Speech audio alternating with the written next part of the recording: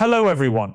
I want you to listen very carefully to what I'm about to say, because this is not the version of Prince Harry's story you hear on television. What I'm about to share did not come from gossip columns. It did not come from royal commentators guessing on talk shows. And it did not come from social media speculation.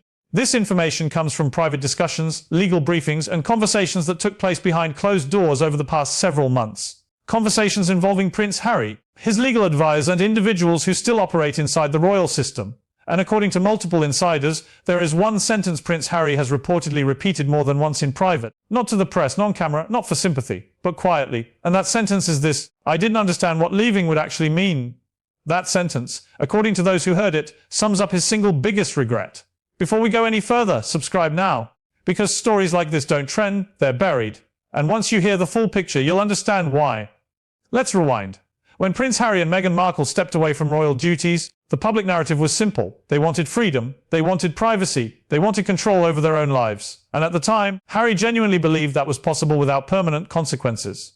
According to royal insiders, Harry believed three things. First, that distance would cool tensions. Second, that time would heal relationships. Third, that if things ever became difficult, there would always be a quiet path back.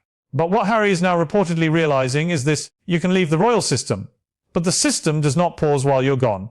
Over the last year, Harry has been back in the UK multiple times, primarily for court cases involving his security and media claims. Officially, these visits were professional, procedural. Privately, they were emotional. One insider who observed Harry during one of these visits described him as far more subdued than people expect, not angry, not defiant, but deeply reflective. And during one legal briefing, according to someone present, Harry was shown internal assessments explaining how his status had changed the moment he stepped back. This wasn't punishment. This wasn't personal, it was structural. Once Harry left, he stopped being a working royal.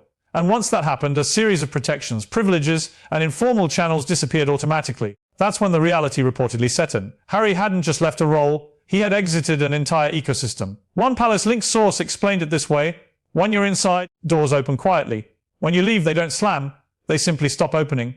And that silence is what Harry regrets most. Because according to insiders, Harry now understands something he didn't before. There is a difference between stepping away and being removed from the conversation entirely. Sources say Harry believed reconciliation would happen organically, that private apologies, quiet conversations, and gradual healing were inevitable. But instead, the opposite happened. Every court case hardened positions, every interview widened distance, every public statement made private resolution harder, and somewhere along the way, the informal pathways disappeared. Another insider put it bluntly: Harry thought family would always override institution. He didn't realize the institution would outlast emotion.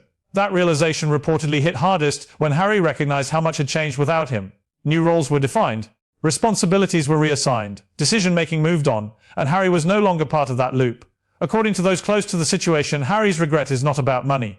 It's not about fame. And it's not even about stepping back from royal duties. The regret is this: he left before understanding the cost. He left without securing clarity. He left without establishing boundaries that allowed return. He left assuming intention mattered more than process. And in the royal world, process is everything. One source familiar with Harry's mindset said something particularly revealing, or thought leaving would give him leverage. Instead, it removed it, and that brings us to the most difficult part of this story. According to insiders, Harry now feels caught between identities. In the UK, he's viewed as someone who's stepped outside the framework. In the US, he's forever defined by the framework he left. And that creates a kind of isolation no press release can fix. Harry reportedly doesn't regret loving his family. He doesn't regret wanting a different life. What he regrets is how final the exit became. No transitional phase, no structured reset, no quiet reconciliation period. Just distance followed by years of escalation. And now, according to multiple insiders, Harry understands something painful: you can't rewind institutional history. You can only live with it. So what happens next? Sources say Harry isn't seeking a dramatic return. He's not asking for restoration of titles or public roles. What he wants, and what he regrets losing, is connection without conflict. Whether that's still possible remains unclear. But one thing is certain. The biggest mistake Prince Harry now privately acknowledges isn't what people think. It wasn't speaking out. It wasn't moving abroad. It wasn't choosing a different path. It was leaving without fully understanding what couldn't be undone. Subscribe if you want analysis that goes deeper than headlines, because this story isn't about scandal. It's about consequence. And those are far harder to escape.